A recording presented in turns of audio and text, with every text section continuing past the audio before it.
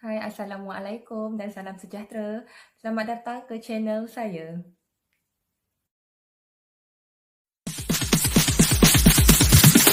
Sorry, it's DJ.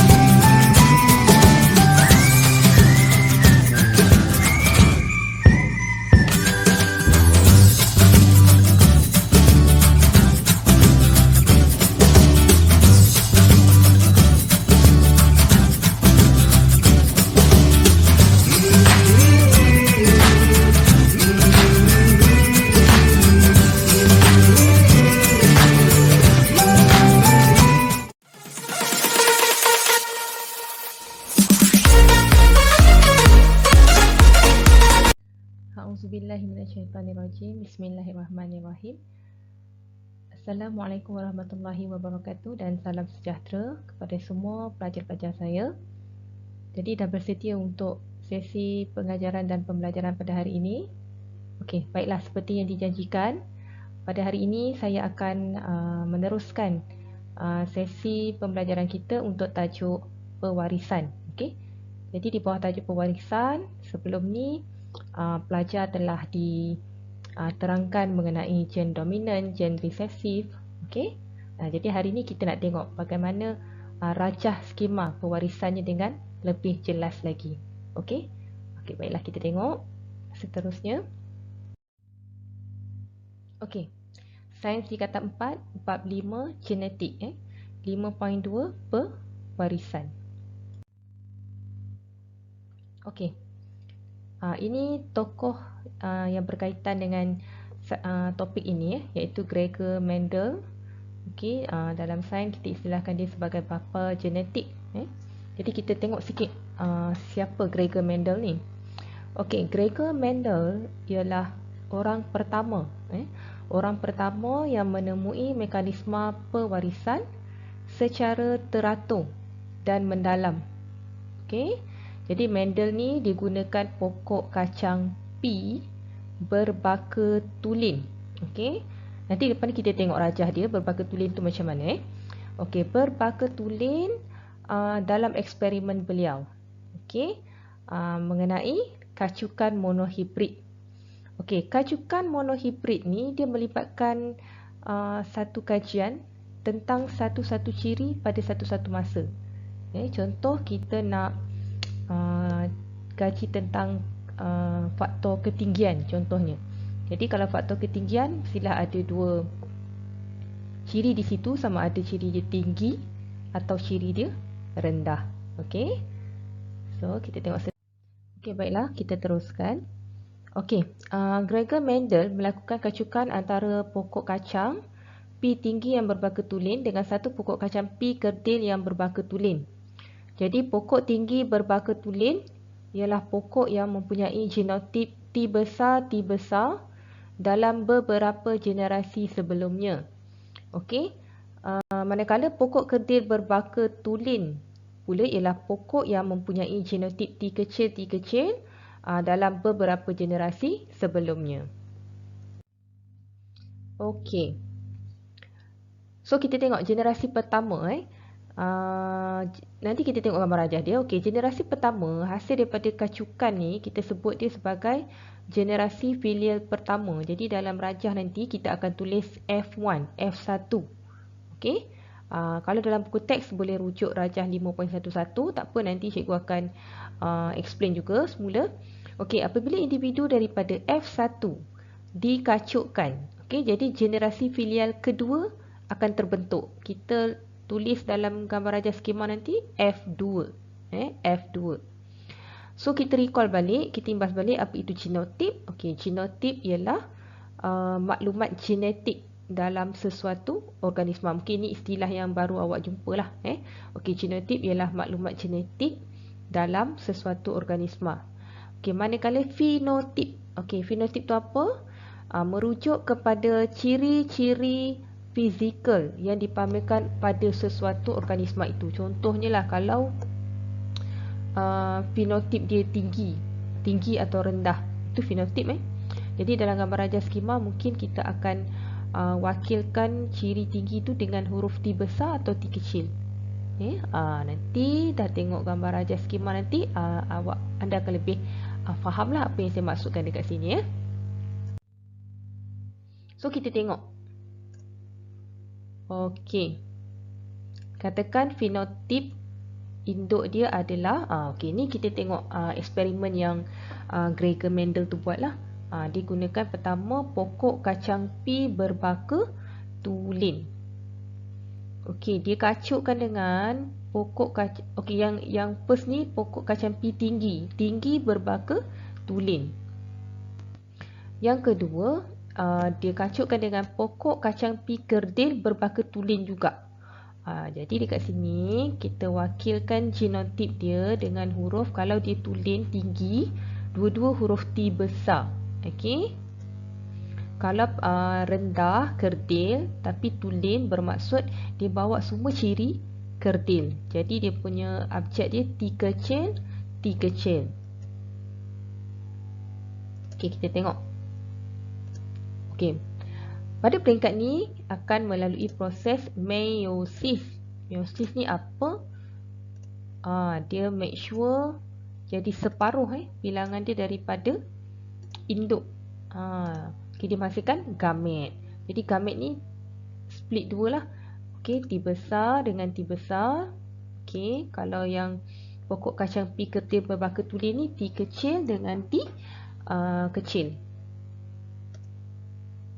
Okey, selepas itu akan berlaku proses persenyawaan. Okey, kita ambil dulu T besar yang pertama pada pokok kacang pi tinggi ya. Okey, kita kacukkan dengan pokok kacang pi kerdil ni yang pertama. Okey, lepas tu awak lukis seterusnya. Okey, gamet yang pertama yang tadi tu, yang T besar tu, kita kacukkan dengan gamet pada pokok kacang pi kerdil yang kedua pula. Jadi kita kena make sure gamet pertama daripada pokok kacang pi tinggi dikacukkan dengan kedua-dua gamet pada pokok kacang pi kerdil. Macam tu Kita sambung pula. Gamet kedua pada pokok kacang pi tinggi, kita kena gabungkan dengan dua-dua gamet pada kacang pi kerdil. Okey, so tengok gambar rajah ni. Okey, gamet pertama dikacukkan, gamet pertama pada pokok kacang pi tinggi digabungkan dengan gamet pertama iaitu T huruf kecil ni pada pokok kacang pi yang kerdil And then gamet kedua pada pokok kacang pi tinggi dikacukkan dengan gamet kedua pada pokok kacang pi kerdil atau rendah. Okey, ini proses silang-silang ni semua ni kita panggil dia persenyawaan. Okey, kita tengok hasil anak genotip F1 dia. Jadi masa ni pelajar ikut saja, turunkan sahaja abjad mengikut garisan yang telah ditulis. Okey, jadi yang pertama ni abjad dia kita turunkan T besar combine dengan T kecil. Pelajar tengok garisan yang berwarna hitam. Jadi kalau nak buat nota dalam buku, pastikan kalau nak mudah nampak lah, gunakan garisan pelbagai warna supaya kita tak tersilap membuat persilangan itu. Okey, seterusnya. Okey, yang kedua pun sama, T besar dengan T kecil. Yang ketiga pun sama. Okey. Okey, yang ketiga ni, jadi pelajar tengok ni. Sekejap ya. Okey. Jadi pelajar ikut garisan ni. Bila nak tulis dalam buku ataupun bila nak jawab exam nanti, tengok garisan merah ni, T besar. Jadi isi T besar kat sini. Kenapa warna putih ni? Sebab kita follow warna atas ni kan. Nak bagi nampak perbezaan. Okey, combine dengan T kecil berwarna merah. Jadi turunkan T kecil berwarna merah ni. Okey, lepas tu tengok pula garisan warna hijau. Ni T besar warna putih, bawa turun ke sini, kotak ini. Yang T kecil warna merah ni pun turunkan. Okey, jadi dapatlah dia punya gambar rajah dia seperti yang pelajar lihat tu. Okey, sekarang kita tengok pula fenotip. Fenotip ni ciri yang kita nampak dari luaran. So sama ada dia tinggi ke rendah ke. Okey, kalau gamet yang berbaka tulen ni, huruf besar ni, combine dengan huruf kecil ni yang bawa baka kerdil kan. Okey, kalau yang huruf besar iaitu yang berbaka tulen ni berada bersebelahan dengan yang baka kerdil ni, huruf kecil kan, maka yang huruf besar ni akan menang. Jadi yang pokok kacang P tinggi ni, ketinggian yang lebih tinggi tu adalah dominan. Okey.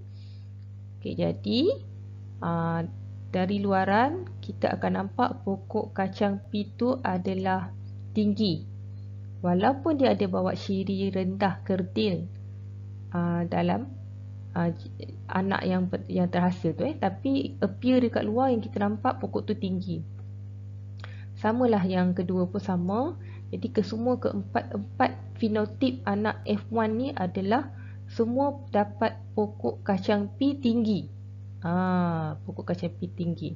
So ini adalah rajah skema kacukan monohibrid bagi ketinggian. Jadi inilah eksperimen yang Gregor Mendel tu lakukan.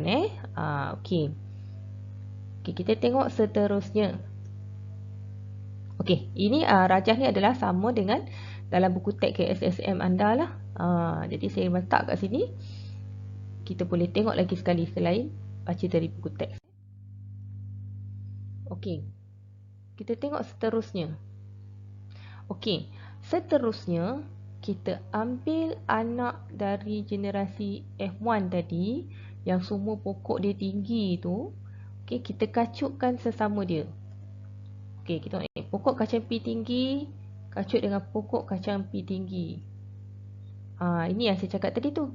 Tadi kan anak generasi pertama yang tadi F1 tu semua T besar T kecil kan. Jadi kita kacutkan antara mereka. And then proses meiosis sama juga. Okey, ni selepas proses meiosis. Okey, dia split dua. Gamet lah ni gamet T besar, T kecil, T besar, T kecil. Okey, berlaku proses persenyawaan. Okey, yang pertama tengok sama macam tadi. And then ambil gamet yang pertama daripada pokok kacang P tinggi sebelah kiri ni, kita combine dengan gamet kedua pada pokok kacang P tinggi yang kedua. Okey, ni kena buat praktis kat rumah. Silang-silang ni tak boleh tengok je. Kena hands on. Nanti bila buat latihan akan lebih mahir lah. Okey, lepas tu nak turunkan ni ikut saja ni T besar, turunkan T besar, T pun T besar. Jadi dapat genotip anak F1 yang pertama ni T besar, T besar. Yang kedua T besar, turunkan, tengok garisan dia combine dengan T kecil.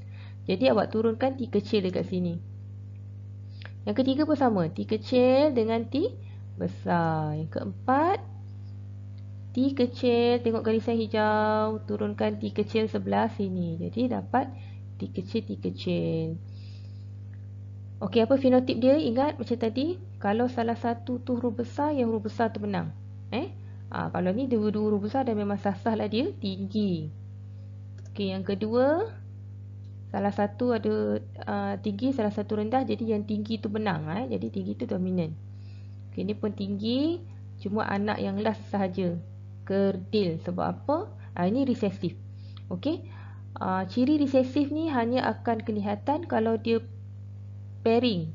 Sama-sama resesif. Kalau dia pair dengan salah satu yang dominan, dominan tu akan menang. Okey. Menang tu maksudnya dari segi luaran kita akan nampak pokok tu tinggi lah. Sebab tinggi tu dominan. Okey, so ini rajah 5.12, rajah skema kacukan monohibrid generasi filial kedua bagi ciri ketinggian. Okey, daripada buku teks anda muka surat 87. Okey. So kita tengok seterusnya. Jadi awak dah tengok kan dia punya step macam mana combination dia. Okey, sekarang pewarisan ciri daripada eksperimen Mendel boleh digunakan untuk menerangkan pewarisan ciri pada manusia. Okey, ciri-ciri yang diwarisi oleh seseorang bergantung pada gen yang diwarisi daripada ibu dan ayahnya. Jadi mekanisme pewarisan ciri boleh ditunjukkan pada rajah skema di rajah 5.13. So kita tengok rajah skema 5.13. Okey. Jadi ini kita try pula tengok pula ciri lain. Okey, katakan pada manusia bapa ada ciri boleh menggulung lidah, manakala ibu tidak boleh menggulung lidah. Jadi kita wakilkan genotik dia B besar untuk boleh gulung lidah, B kecil untuk tidak boleh gulung lidah. Okey, seterusnya dia akan melalui proses meiosis. Okey, sama juga macam sebelum ni, kita tulis gamet dia. Kita pisahkan gamet tu. B besar sini, B besar. Untuk ibu pula B kecil. And then berlaku proses persenyawaan sama macam sebelum ni.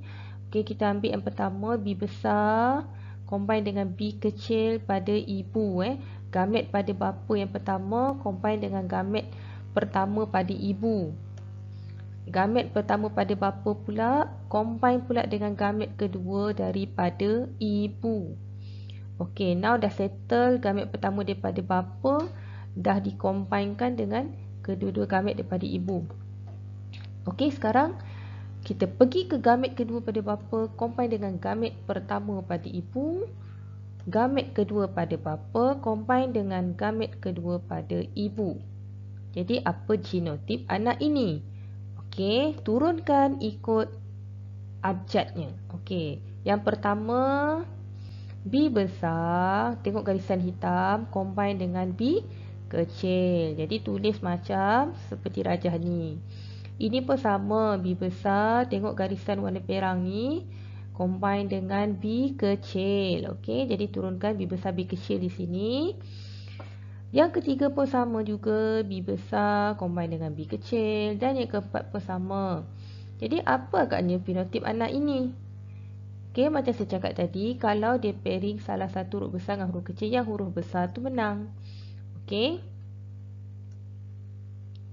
Jadi B besar, B kecil boleh menggulung lidah. Okey, jadi semua boleh gulung lidah.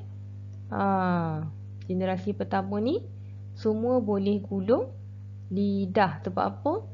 Semua dia punya genotip anak dia adalah pairing B besar dengan B kecil. Maka yang B besar ni menang. Sebab B besar bawa ciri boleh gulung lidah. Tengok balik ke ayah ni. Yang tak boleh gulung lidah, dia bawa dia punya genotip dia adalah B kecil. Jadi B kecil ni hanya boleh nampak ciri dia jika berpasangan bersama-sama gen yang resesif juga.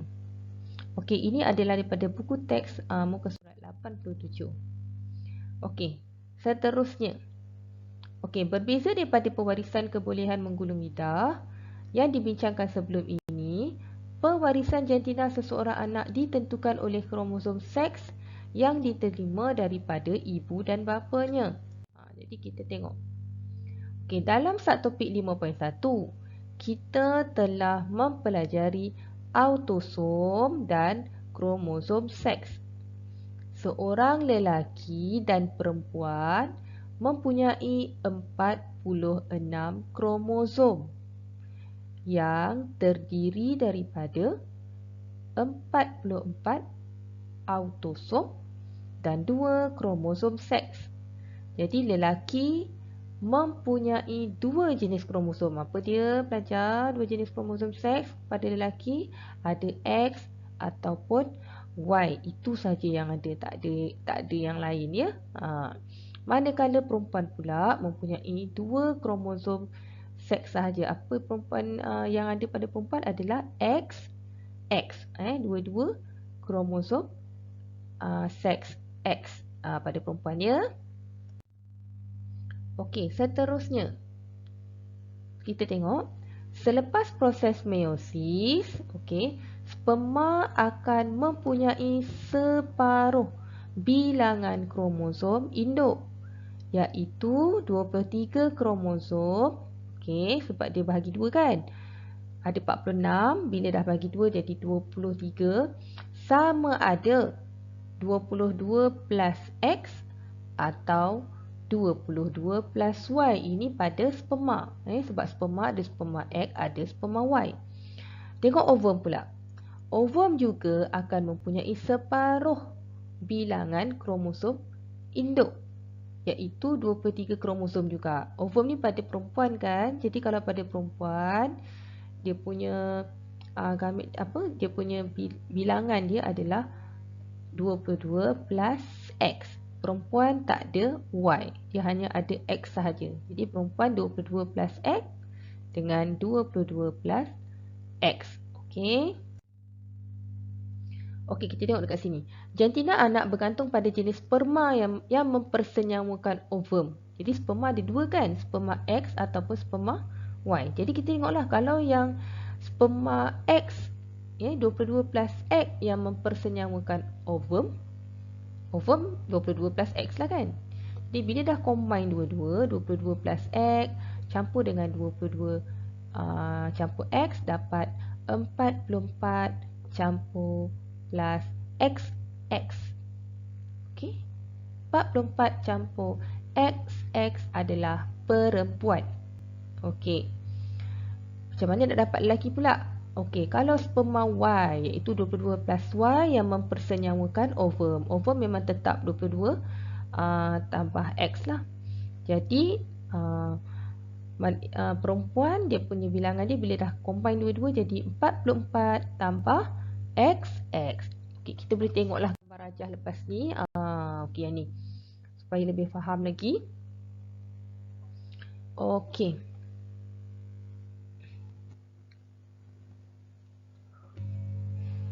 Okey, kita tengok.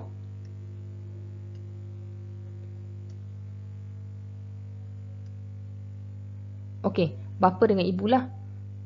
Kalau bapa 44 plus XY, kalau ibu 44 plus XX. Ini yang saya cakap tadi. Okey, melalui proses meiosis, okey, terbagi dua lah. Kalau bapa kan lelaki, jadi 22 plus X. Sekejap So gamit dia 22 plus X, 22 plus Y, 22 plus X, 22 plus X. Ini kalau perempuan ibu. Okey, ni sperma, ni ovum. Okey, berlakulah proses persenyawaan sama macam tadi. Cara combination dia. Okey. Sama. Kita tengok genotip anak yang pertama. Jadi anda turunkan ikut sahaja garisan hitam itu. 22 plus X, tengok garisan hitam ni pergi ke 22 plus X juga pada ibu. Jadi dapat 44 plus XX. Untuk garisan peram pun sama, ikut saja. 22 campur 22, 44, X campur X jadilah XX. Yang ketiga 44 plus XY. Yang keempat 44 plus XY juga. So fenotip anak F1 perempuan, yang kedua perempuan, lelaki. Okey. So kita tengok sikit sikit soalan lah. Berapakah kebarangkalian untuk mendapat anak perempuan atau anak lelaki pada setiap kelahiran? Okey, jadi setiap pasangan yang telah berumah tangga, berapakah kebarangkalian untuk mereka mendapat anak perempuan atau anak lelaki? Okey, Jadi jawapannya adalah 50% lah, 50% atau separuh. Anda boleh tengok dekat sini. Okey. So sel induk yang menentukan jantina seorang bayi siapa? Daripada sel ayah atau sel ibu? Okey, hanya lelaki sahaja yang ada dua-dua X dan Y. Jadi yang menentukan jantina adalah pada pihak lelaki, iaitu pihak bapa. Sebab perempuan hanya ada ovum. Ovum dia punya kiraan adalah 22 plus X. Perempuan tak ada Y. Jadi yang menentukan jantina pada anak adalah ayah. Adalah ayah. Okey. Lengkapkan rajah skema berikut bagi Syiri warna bunga. Okey. So, petunjuk dia dekat sini. R huruf besar adalah untuk alel dominan, manakala R huruf kecil adalah alel resesif. Okey. So, fenotip dia beri kita bunga merah berbaka tulen dan bunga putih berbaka tulen. Jadi, kita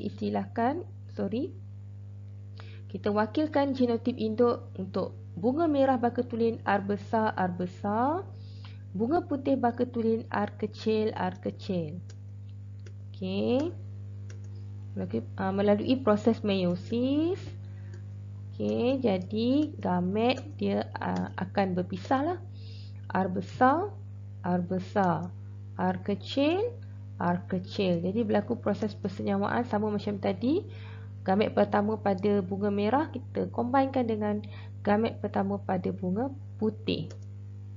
Okey, sama juga gambar raja silang seperti sebelum ni. Okey, jadi apa tugas anda sekarang? Salin balik apakah genotip pada anak F1. Okey, ikutlah. R besar, R kecil, R besar, R kecil, R besar, R kecil, R besar, R kecil. Jadi semua R besar dengan R kecil. Jadi fenotip anak, mata kita akan nampak bunga tu berwarna merah. Semua bunga akan berwarna merah pada generasi pertama F1. Okey. So, kita tengok pula yang ni. Okey. Bunga merah berbaka tak tulen. Combine pula dengan bunga merah berbaka tulen. Okey. Kalau dia tak tulen, bermaksud satu huruf besar, satu huruf kecil. Okey. Samalah dua-dua bunga merah berbaka tak tulen. Ini akan melalui proses meiosis. Okey. Jadi gamet dia R besar, R kecil, R besar, R kecil. Okey. Berlakulah proses persenyawaan. Hati-hati, kita pastikan silang dengan betul. Okey. So, kita tengok apakah genotip anak F2. Pertama, R besar, R besar. Yang kedua, R besar, R kecil. Yang ketiga, R besar, R kecil. Dan yang keempat, R kecil, R kecil. Jadi kita tengok apakah fenotip anak pada F2. Ingat, kalau dua-dua huruf besar, memanglah dia akan berbunga merah. Yang mana pasangan dia satu huruf besar, satu huruf kecil. Yang huruf besar tu akan menang. Jadi yang ni bunga merah, bunga merah. Hanya ada satu yang bunga putih. Jadi nisbah genotip, kalau soalan tanya berapa nisbah genotip dia, awak tengok. R besar ada satu. R besar, R kecil ada dua. R kecil ada satu. Okey. Jadi nisbah fenotip pada F2 adalah 3 bunga merah dan 1 bunga putih. Okey. So soalan yang seterusnya pula membincangkan tentang apa ni, rambut keriting ke rambut lurus. Rambut keriting ke rambut lurus. Jadi K huruf besar adalah alel dominan, mewakili ciri rambut keriting. Manakala K huruf kecil adalah alih resesif mewakili rambut lurus. Jadi kita tengok pewarisan sifat bagi jenis rambut manusia. Okey, katakanlah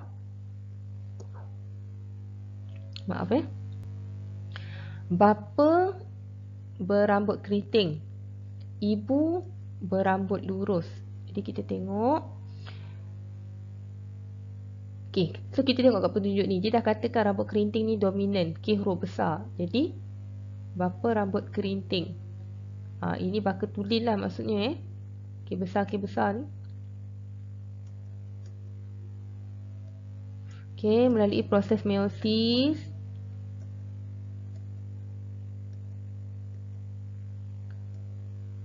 okey, gamet dia.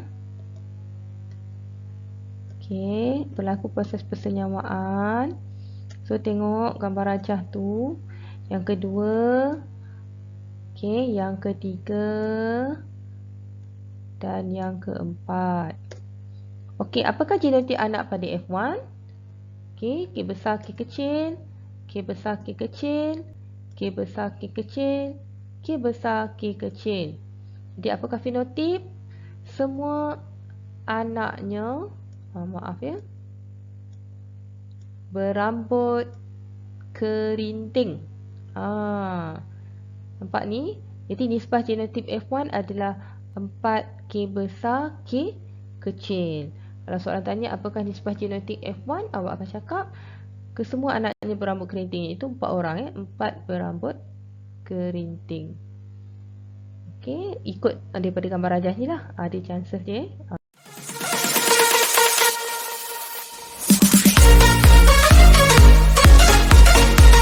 Okey, syukur Alhamdulillah. Akhirnya selesai sesi pengajaran kita pada hari ini. Kita harap pelajar-pelajar telah jelas bagaimana rajah skema pewarisan. Okey, jadi untuk hari ini setakat ini dulu. Okey, berjumpa kita lagi dalam video berikutnya mengenai mutasi. Okey, mutasi.